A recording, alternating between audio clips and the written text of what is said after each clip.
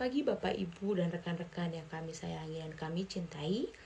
Kami dari kelompok 3 yang beranggotakan yang pertama saya sendiri, Dwi Auliasari Wulandari dengan NPM 251 FF03132. Dan yang kedua, Edenia Akila Putri dengan NPM 251 FF03114. Dan yang ketiga ada Fatima Rifda dengan NPM 251 FF03095.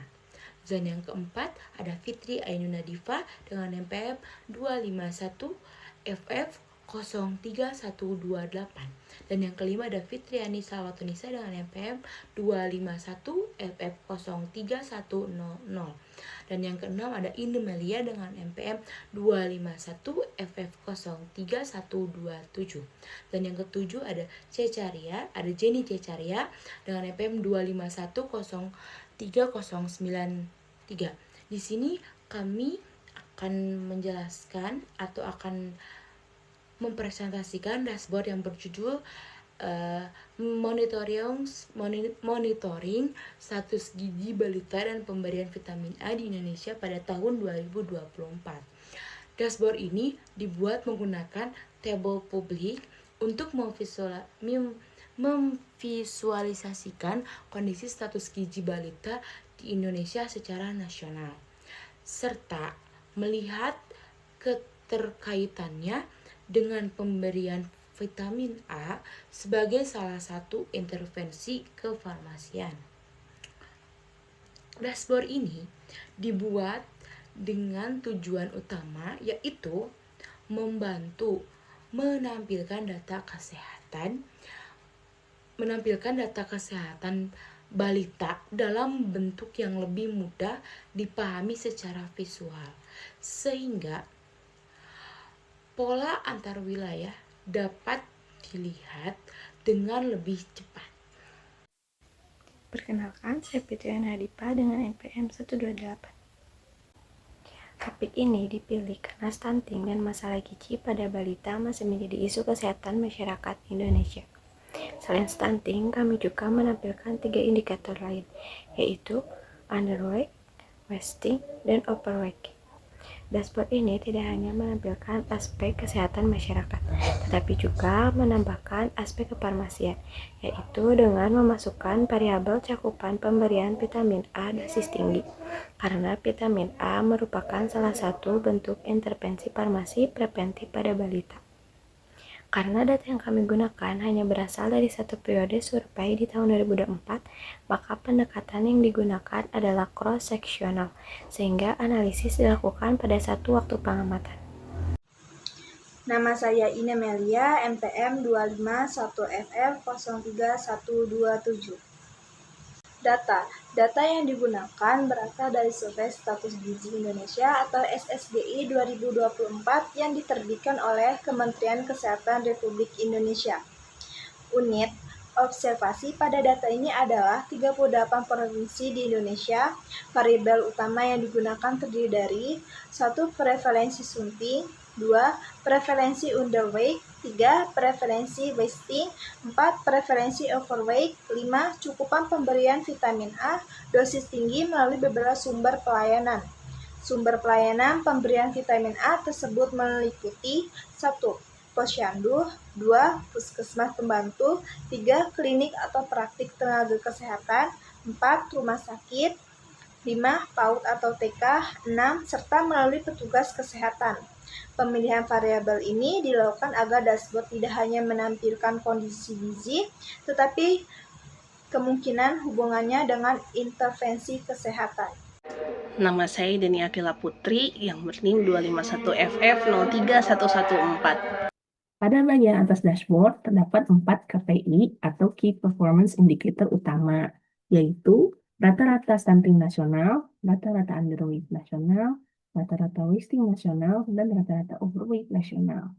KPI atau indikator kinerja utama ini dibuat agar pengguna dapat langsung melihat gambaran nasional tanpa harus membaca seluruh grafik terlebih dahulu.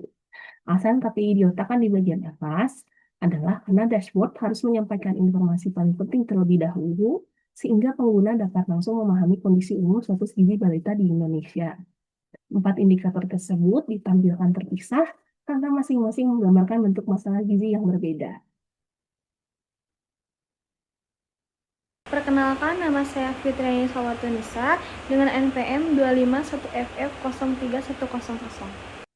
Visual utama pertama yang digunakan adalah map card. Peta ini menampilkan persebaran indikator status gizi balita berdasarkan provinsi di Indonesia. Penggunaan dapat memilih indikator yang ingin ditampilkan melalui parameter, sehingga peta dapat berubah secara dinamis untuk menampilkan stunting, underweight, wasting, atau overweight. Alasan penggunaan map card adalah karena data yang digunakan berbasis wilayah provinsi, sehingga peta merupakan visual yang paling tepat untuk menunjukkan pola persebaran geografis.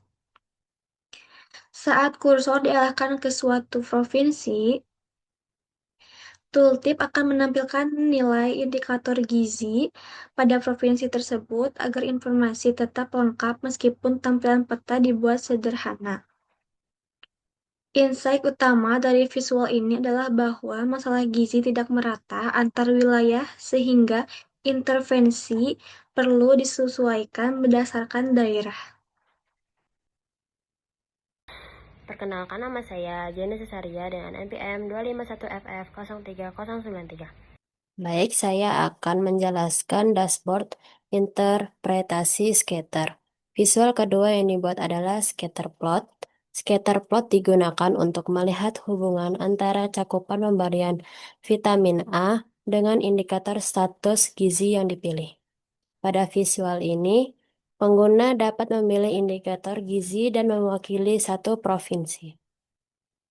Scatter plot digunakan karena grafik ini memudahkan untuk melihat apakah terdapat kecenderungan hubungan antara intervensi pemberian vitamin A dengan status gizi balita.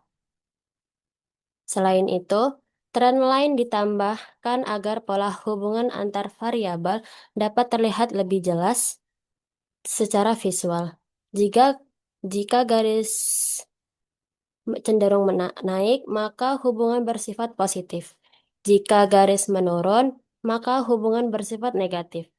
Garis yang rata menunjukkan hubungan yang tidak kuat, yang berarti kedua variabel tidak saling memengaruhi. Dari sebaran titik yang terlihat, hubungan antara cakupan vitamin A dan status gizi tidak selalu membentuk pola yang kuat. Pemberian vitamin A memang penting, namun status gizi kemungkinan juga dipengaruhi oleh faktor lain seperti pola makan, sanitasi, pendidikan keluarga, dan akses layanan kesehatan. Saya Fatima Riflia dengan NPM 251FF03095. Visual terakhir adalah heatmap top 3 provinsi. Heatmap membantu menyoroti provinsi yang memerlukan perhatian lebih lanjut secara cepat. Heatmap kami menampilkan 3 provinsi dengan nilai tertinggi berdasarkan indikator yang dipilih. Kami sengaja hanya menampilkan 3 provinsi tertinggi karena yang pertama, dashboard memiliki ruang yang terbatas, kedua, tampilan menjadi lebih ringkas, dan yang terakhir, fokus langsung tertuju pada wilayah prioritas. Dengan demikian, dashboard ini tidak hanya menampilkan data, tetapi juga membantu mengidentifikasi wilayah yang memerlukan perhatian lebih lanjut. Secara keseluruhan, dashboard ini dibuat untuk menyederhanakan data SSGI, menampilkan kondisi gizi balita nasional, dan memperlihatkan hubungan antara status gizi dengan intervensi vitamin A. Berdasarkan dashboard, rekomendasi yang dapat diberikan adalah yang pertama, program suplementasi vitamin A dapat diperkuat, terutama di daerah dengan prevalensi tinggi. Yang kedua, intervensi sebaiknya disesuaikan dengan kondisi daerah masing-masing. Yang terakhir, dashboard digunakan untuk membantu monitoring untuk pengambilan keputusan. Sekian presentasi dari kelompok kami. Terima kasih. Wassalamualaikum warahmatullahi wabarakatuh.